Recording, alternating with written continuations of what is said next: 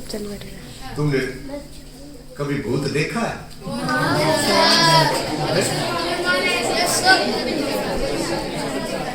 1987-88 में तमिलनाडु का एक फौजी था, वेलाराम उसका नाम था। 2 महीने की छुट्टी काट के वो घर से फौज में जा रहा था। तमिलनाडु नीचे है अपने नक्शे में और उसकी पोस्टिंग थी जम्मू कश्मीर में। जिस ट्रेन में वो बैठा वो पुणे जाकर रुकती है, पुणे से उसने दूसरी ट्रेन में बैठना था। 4 घंटे का बीच में समय था, तो वेलाराम ने सोचा 4 घंटे स्टेशन पे भी पड़ा क्या करूंगा।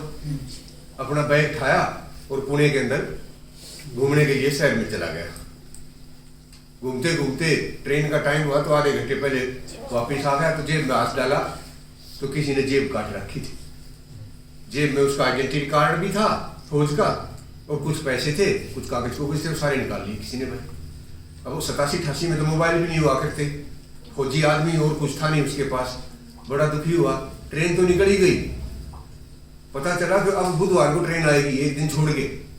जेब में चवन ही नहीं, इधर उधर बात करी, बड़ी मुश्किल से उसने जुगाड़ किया और ट्रेन पकड़ी। तो जहां पर पहुंचना था फौज में, वहां भी लेट हो गया और फिर वहां से जम्मू के लिए ट्रेन पकड़ी थी। जम्मू में कश्मीर जाने के लिए वहां से फौजियों की गाड़ी चलती है। अब ये लेट हो गया तो वो गाड़ी भी नहीं मिली। उसके बाद तीसरे दिन फौज की गाड़ी आई, उसमें बैठ के रात को 10:30 बजे वो अपनी प्लाटून में जाके पहुंचा। प्लाटून में भूखा मर रहा भाई, जाके दरवाजा खटखटाया तो जो भीतर से फौजी निकल के आया, उसने देखते ही कहता भूत भूत भूत, और सारी पलटन जो है खाली हो गई। भूत का मतलब सारे डर गए और किसके पास खबर भेजी? जो उनका कर्नल था उनके पास खबर भेजी। वास्तव में हुआ क्या था, उसको भूत क्यों कह रहे थे कि जिसने जेब काटी थी ना पुणे में, वो जेब काट के जाने लग रहा था हाईवे पे, उसका एक्सीडेंट हो गया और एक्सीडेंट हुआ तो उसके सिर पर से ट्रक का टायर उतर गया। चेहरा पहचान में नहीं आए। जेब में निकाल के देखा तो वेलाराम का आइडेंटिटी कार्ड था। फौज में खबर कर दी कि वेलाराम का एक्सीडेंट हो गया और वो आया भी नहीं। तो कर्नल साहब ने क्या करा, जब भी कोई इस तरह की मिस हैपनिंग होती है तो फौज में कानून है कि उसकी डेड बॉडी को फौजी लेकर जाएंगे, गांव में अंतिम संस्कार कराया जाएगा। वो उसकी डेड बॉडी को लेके गए तो गांव में जो माँ बाप पति पत्नी सारी चीज, उसकी वाइफ ने कहा कि ये बेलाराम का शरीर नहीं है, क्योंकि सिर तो था ही नहीं, वो तो कुचल दिया था। उसकी बहन ने भी कहा कि नहीं है। तो फौजियों ने सोचा भाई इतनी ज्यादा बुरी खबर है, दहशत में आ गए इसलिए कह रहे हैं, और बेलाराम ये और कौन होगा ये, और उसका दाह संस्कार कर दिया। उन्होंने वो पूजा पाठ जो भी था वो कर दिया। अब कर्नल साहब के पास खबर पहुंची कि बेलाराम आया हुआ है। सारे फौजी कहीं भूत है भूत है। तो उन्होंने क्या किया फिर कमांडर साहब ने कि बेलाराम को 10 दिन की छुट्टी और दी, कुछ पैसे दिए और उसको रेल में बैठा दिया कि जा भाई तू घर भी जा, वहां भी तेरा क्रियाक्रम हो लिया। बेलाराम बेचारा मरता पड़ता ट्रेन पकड़ के घर पहुंचा तो दरवाजा खटखटाया तो सामने उसकी बहन ने दरवाजा खोला। खोलते ही दरवाजा बेहोश हो गई वो, क्योंकि सामने क्या खड़ा था, उनके हिसाब से तो भूत था, है ना। फिर उसकी वाइफ आई, वो भी बेहोश हो गई। अब क्या करे बेचारा, लोटा लाया, पानी से छिड़क छिड़क के उसको खड़ा किया और उनको बताया कि मैं जिंदा हूँ और ऐसे ऐसे मेरा जेब कट गई। ये होते हैं भूत। भूत नाम की चीज इस दुनिया में कोई भी नहीं होती। ये खामखा की बच्चों को डराने के लिए हमारे मम्मी पापा कई बार कह देते हैं और हम उसे सोच लेते हैं कि भाई ये तो वास्तव में।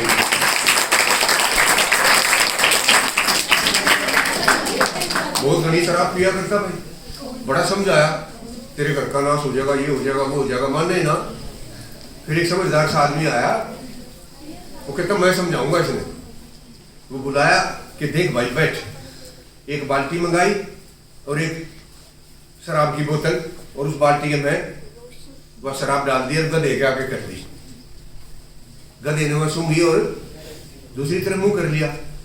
उसके बाद दूसरी बाल्टी में पानी डाला और गधे के सामने बाल्टी पानी की लेके आए तो गधे ने वो पानी पी लिया। कहता आई समझ में, ये तो छोटेगा, पता क्या समझ में आई, क्या समझ में आया पता नहीं। दो बात समझ में आ सकती है इस बात से। एक तो ये कि गधे भी शराब नहीं पीते और तू पीता है? और एक ये भी आ गई समझ में, कई हो गए तो कि गधे शराब नहीं पीते, गधे शराब इसका मतलब बाकी सारे पीते हैं, जो नहीं पीते वो क्या है, गधे। ज्यादा मुश्किल होगी क्या बात? अरे सीधी सी बात थी भाई, जिस चीज को गधा भी नहीं पीता उसको पीने लग रहा है, तुझे शर्म आनी चाहिए, है ना? कम समझ में आई, मैं दूसरी समझानी पड़ेगी मुझे।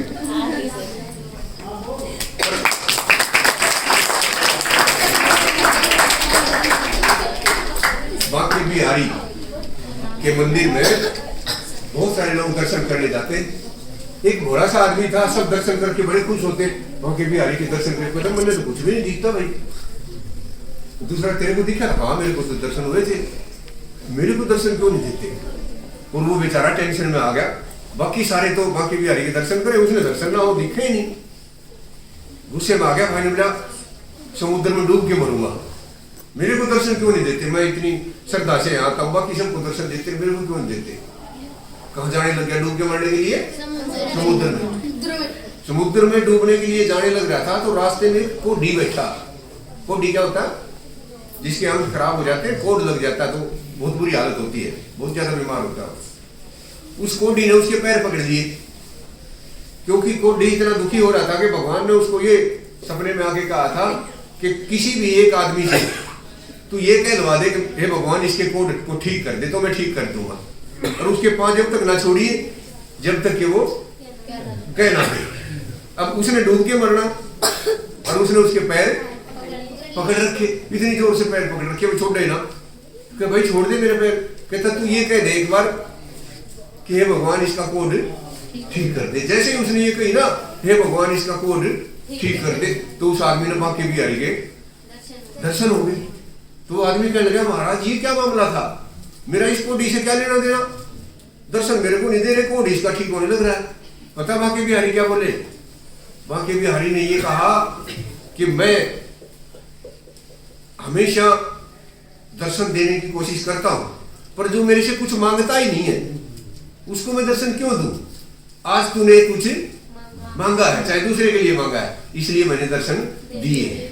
और जो लोग खुद के लिए मांगने आते हैं उनकी बात नहीं है, असली भक्त वो होते हैं जो किसके लिए मांगते हैं, दूसरों के लिए।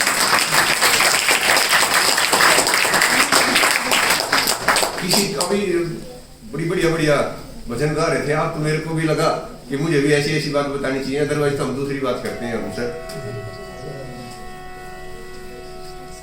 शिव जी समाधि लगाए बैठे, पार्वती उनके पास बैठी, तो समाधि में बताते हैं भाई आदमी शरीर से बाहर निकल जाता, और समाधि लगाए शिव जी मुस्कुराए।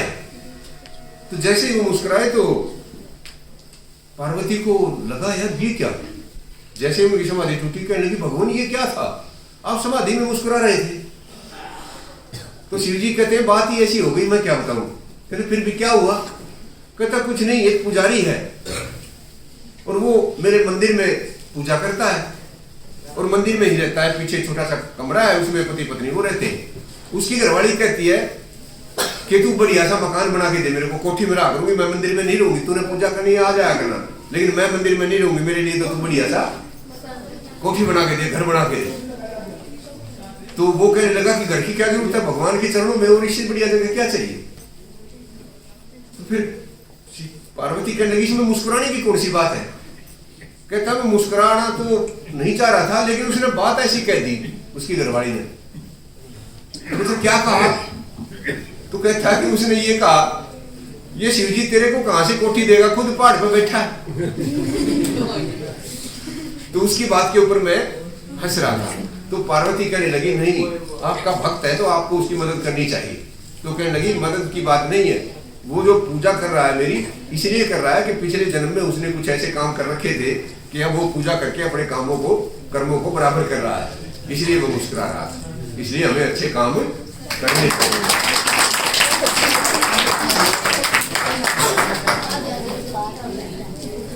भिखारी जाने लग रहा था भाई, भिखारी भी बड़े हिसाब किताब से चलते हैं, ऐसे नहीं होते।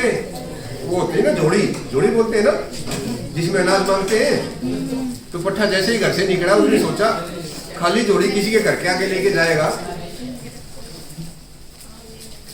चलो भाई सारे सारे पानी को देख रहे, मेरी तरफ को देख रहे, देख लो सर पानी मांगे, देखते देखते कौन कौन पिएंगे, है ना। हमारा ध्यान कहाँ लगता है? मेरे पास ध्यान लगाने की इतनी गजब की बात है कि कोई दिन तो नहीं बोलोगे, मैं बताना नहीं चाहता था, बता दूं। उसके बाद आप क्या करा करोगे? ध्यान से देखना, हर चीज को सुनना ध्यान से, देखना ध्यान से, करना ध्यान से, जो भी कुछ करो ध्यान से। बताऊं, MBBS में दाखिला हो गया भाई किसी का, सारे डॉक्टर बनने वाले लड़के बैठे, जैसे तुम बैठे हो सारे। किसकी क्लास लग रही थी? डॉक्टरों की, जो डॉक्टर बनने वाले। पहला ही दिन MBBS का पहला ही दिन प्रोफेसर आया, टेबल लगा रखी और टेबल के ऊपर एक मरा हुआ कुत्ता। भाई डॉक्टर को क्या सिखाएंगे? चीरना, फाड़ना, हाथ, कान, नाक, हार्ट, सारी चीज सिखानी है ना। उस प्रोफेसर ने आते ही उस कुत्ते की नाक में उंगली दी। कैसा कुत्ता था? मरा हुआ। और उसके बाद उस उंगली को मुंह में दे दिया और फिर कहता खड़े हो, एक एक बच्चे को करना ये काम। डॉक्टर बनना चाहते हो ना भाई? हर एक बच्चे ने यही काम किया। आखिरी में प्रोफेसर बोला, एक बात का ध्यान किया तुमने? तो जी क्या? कि मैंने उंगली तो ये दी थी नाक में और मुंह में ये ली थी। बात समझ में आई? क्लास में ध्यान से सुनना चाहिए और देखना चाहिए। तुम ध्यान नहीं दे रहे थे, आगे से ध्यान दो।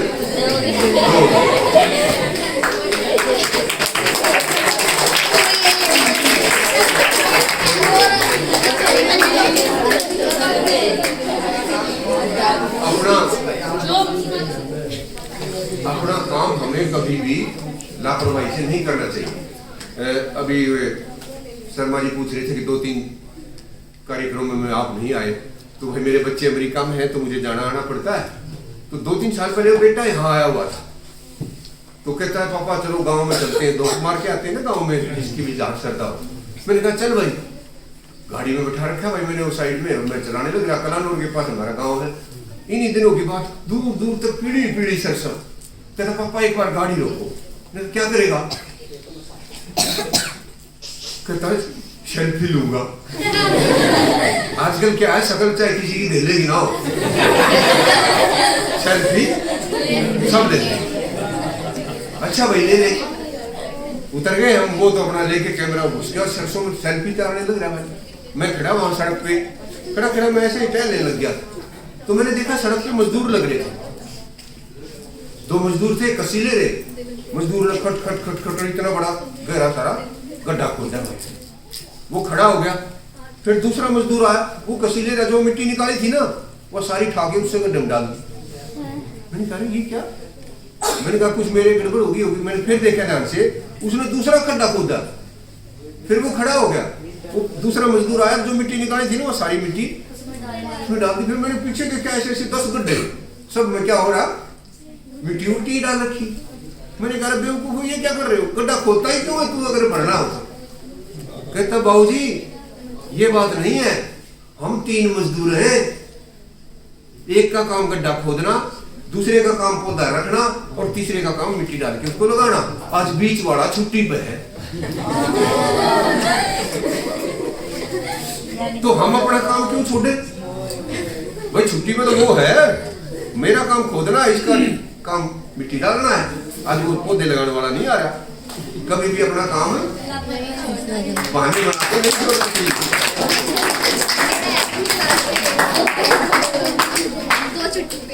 खरगोश और कछुए की कहानी सुन रखी आपने?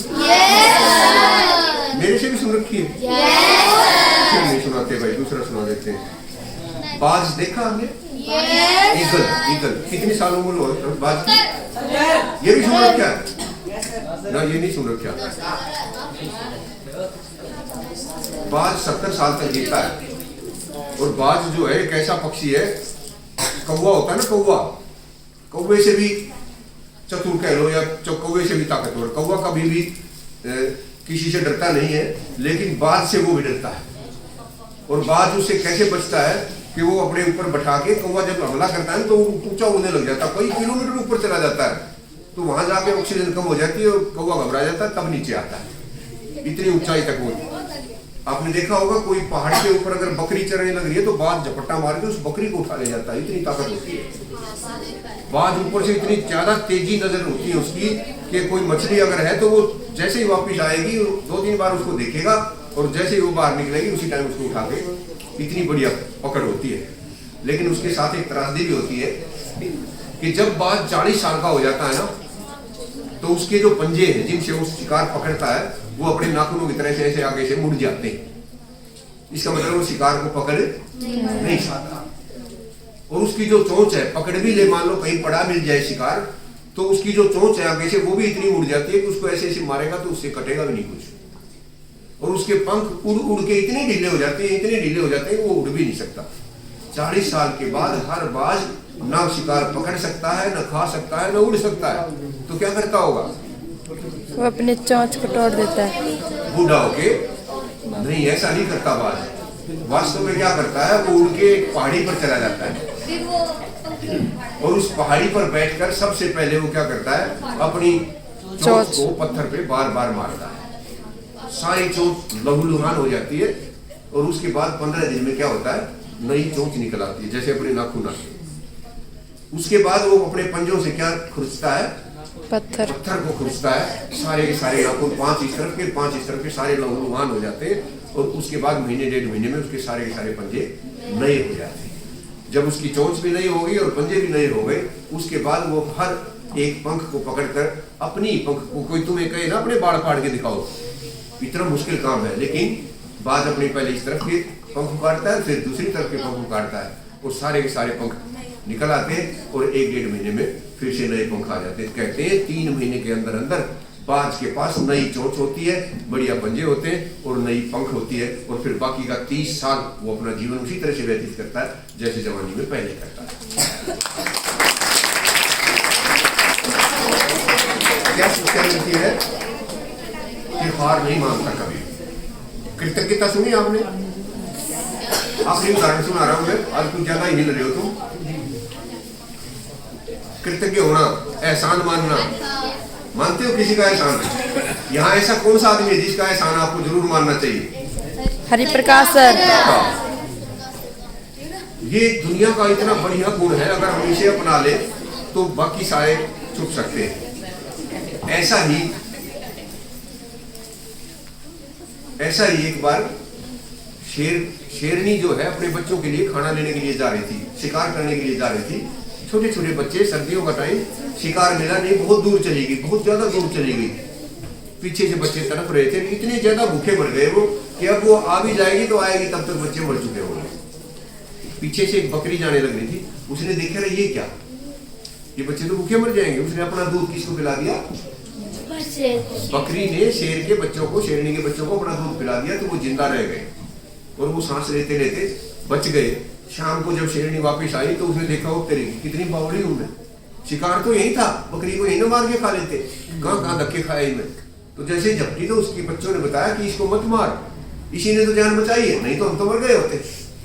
इसके तो हम एहसानमंद हैं जो इसने जान बचा दी। बकरी का ये एहसान जब शेरनी को पता लगा तो उसने सोचा फिर भगवान इतना भी अच्छा कोई हो सकता है, तेरे चारों बच्चों की जान इसने बचा दी। और उस बकरी को अपने साथ ही रख लिया। बकरी भी किसके साथ रहने लगी? शेरनी और उसके बच्चों के साथ। बड़ा मजा भाई, शेरनी इसका बकरी का तो क्या बनना था, लेकिन शेरनी के जो बच्चे थे वो बड़े बड़े हो गए। ऊपर से एक चील उड़ती जाने लग रही, उसने देखा नीचे, अरे क्या बकरी और शेर इकट्ठे, ये कैसे हो सकता है? वो नीचे आई, उन्होंने पूछा है क्या मामला है? तो शेरनी के बच्चों ने बताया कि ये हमारे लिए मां से भी बढ़िया है, इसी की वजह से हमारी जान बची थी, इसने इतना अच्छा काम किया था कि हम चारों को जान बख्शी, हमारी 4 जान इसने बचाई। चील सोचने लगी इसने इतना अच्छा काम किया तो मुझे भी करना चाहिए, है ना। जब भी आप कोई अच्छा काम देखते हो तो आपको भी, आपका भी मन करता हो ना हम भी करें। तो चील ने फैसला किया मैं भी अच्छा काम करूंगी। उसी टाइम फैसला कर लिया भाई, और उड़गी जाने लग रही थी। रास्ते में ठंड का टाइम था, उसने देखा ऊपर से कि 10-12 चूहे के बच्चे कीचड़ में फंस रहे हैं, गारा में, ऐसे कोशिश कर रहे हैं मरेंगे, ठंड पड़ रही है, नहीं निकले तो मरेंगे डूब के। चील ने सोचा फिर क्यों, अभी क्यों ना कर दूं, भला काम अभी कर दो। चील नीचे आई और एक एक बच्चे को क्या किया, पानी में धो के और बाहर रख दिया। जैसे पानी में धोए तो जड़ाए और भी ज्यादा मर गए। पहले तो थोड़े थोड़े टाइम मरे थे, अब तो बिल्कुल ही मार दिए। और तेरे की कहाँ की जान बचाओगे, तो उल्टा मरेंगे हम। 10 बच्चे ठंडे पानी में धो के 5 इस तरफ रख लिए, 5 इस तरफ, और उनके ऊपर इस तरह से पर फैला के बैठ गई। सारी रात उनको गर्म रखा ताकि उनकी जान बच जाए। उसने तो 4 ही बचाए थे बकरी ने, तो ये कितने बचा रही है? 10। बड़ी खुश हो रही थी। सुबह जब उठी ना, इधर वाले 5 बच्चों ने तो इधर वाले पर कतर दिए, और इधर वाले 5 बच्चों ने उधर वाले पर कतर दिए। एहसान मानने की बजाय क्या किया? उल्टा नुकसान कर दिया। बेटा, किसी का भला ना कर सको तो कम से कम इतनी मेहरबानी तो हम कर सकते हैं, जिसने हमारा भला किया है उसका बुरा तो नहीं सोचो।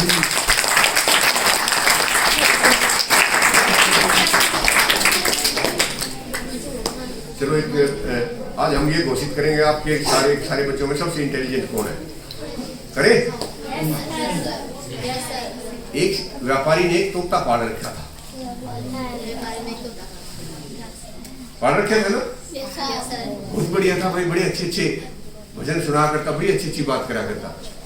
एक दिन व्यापारी सुबह सुबह उठा, नहा धो के पानी का लोटा वोटा लेके पूजा पाठ के लिए सत्संग में जाने लगा। तो उसने पूछा, भाई कहाँ जा रहे हो? तो वो कहने लगा, भाई मैं महात्मा जी के पास जा रहा हूँ। तो तोता कहने लगा, महात्मा क्या होता है? कहता, महात्मा बड़ी बहुत अच्छी बातें बताते हैं, हर समस्या का हल उनके पास होता है। तो तोता कहने लगा, मेरी भी समस्या का हल है। कहता, हाँ तेरी भी, मेरी पूछाओगे? हाँ पूछाऊंगा। तोते ने कहा कि अपने महात्मा जी से ये पूछना कि मेरा पिंडा इस पिंजरे से कब छूटेगा? किसने पूछा है प्रश्न? किससे पूछ के आना है? महात्मा से। अब भाई वो व्यापारी गए, सारा सत्संग हुआ, बाकी लोग तो ध्यान से सुन रहे। सत्संग खत्म हुआ, सब उठ के चले गए। वो व्यापारी थाम के साम पीछे कमर लाए बैठा। कहता, हाँ जी कैसे बैठे हो? कहते, महाराज जी एक प्रश्न पूछना था। कैसा प्रश्न? तो मेरे तोते का प्रश्न है। तोता भी प्रश्न पूछता है। हाँ क्या प्रश्न है?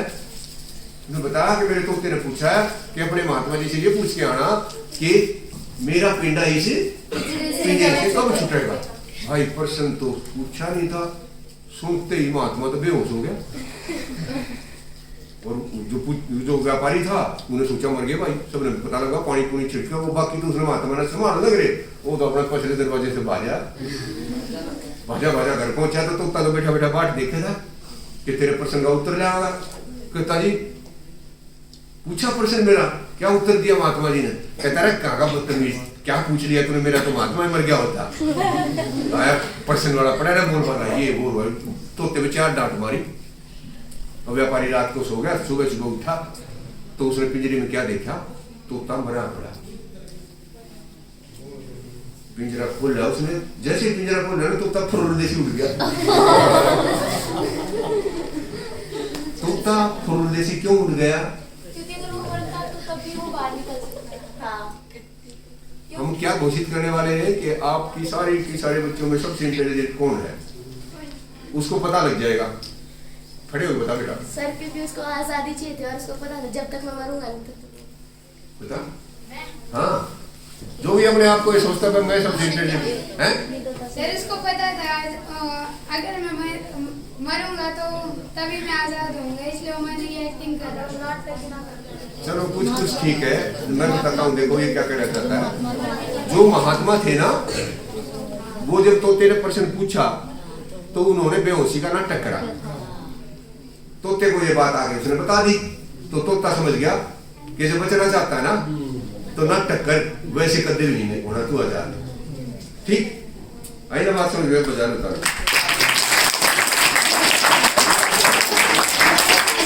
एक बात तो होता है दीदी है, एक बता देते हैं आखिरी भाई। हाँ अमेरिका में ना बच्चों को इतना ज्यादा प्यार करते हैं, इतना हम तो आधा भी नहीं करते उसका। का मतलब छोटे बच्चों की बस देखी मैंने, जब बस से बच्चे उतरते हैं ना तो बस के आगे 40 फुट का लंबा डंडा उस तरफ है और 30-40 फुट का लंबा डंडा इस तरफ है। 60-70 फुट में से इधर से उधर कोई नहीं आ सकता, सारे बच्चे आराम से उतर जाते हैं। और अपने यहाँ क्या है, अपने यहाँ तो 25 बच्चों की बस है, उसमें 40 ठूस रखे, एक चपलासी खिड़की दूर बैठा, पाँव पकड़ गए, इसका खाना है ना। छोटा सा बच्चा था 8-7 साल का, चपड़ासी ने जैसे ही नीचे तारा, उसने बेचारे ने उधर उधर देखा, टायर टायर दिखते, उसको नीचे नीचे का दिखता, ऊपर का दिखता ही नहीं। उसको क्या पता बस का मुंह इधर है या उधर है, जाना था पीछे की तरफ और किस तरह चला गया। ड्राइवर अपनी बीड़ी लगा रहा था, माँ अभी पहुंची नहीं थी और छोटा सा बच्चे के ऊपर से गाड़ी उतर गई। अब किसी का 6, 7, 8 साल का बच्चा इस तरह से मर जाए, उसकी माँ को सब्र ही ना आए, वीरमती पागल होगी, मेरा बेटा मेरा बेटा मेरा छोटा बेटा। बहुत समझाए लोगों ने कि कोई बात नहीं, भगवान ने इतने दिन का साथ था और देगा, ये देगा वो देगा, पर वो नहीं माने, रोए रोए रोए 10 दिन हो गए। 11वें दिन सुबह सुबह उठी और हंस रही, सबको चाय बना बना के दे। लोगों ने सोचा यार ये पागल होगी, कल तक तो इसकी इतनी बुझा रही थी, आज क्या हो गया? कहता वीरमती आज क्या हो गया? पता क्या कहती है, आज सोनू मेरे सपने में आया था। अच्छा फिर क्या हुआ?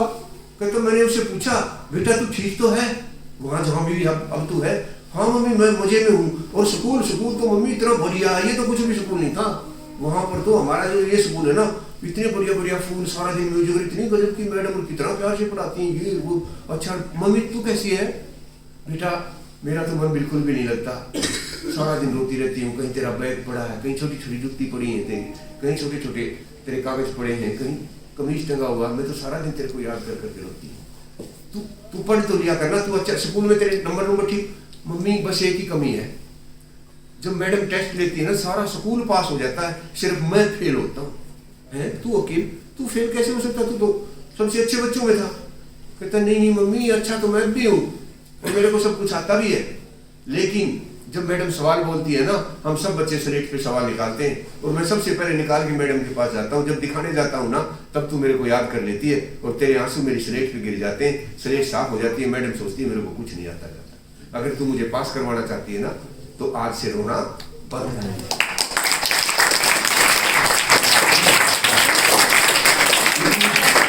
इतनी बड़ी बात इतने छोटे से बच्चे ने माँ को सपने में आकर समझा दिया। आप बहुत अच्छे बच्चे हैं और आपसे भी अच्छे गुप्ता जी हैं जो आपकी देखभाल करते हैं। मुझे यहाँ समय देते हो इसके लिए बहुत बहुत धन्यवाद।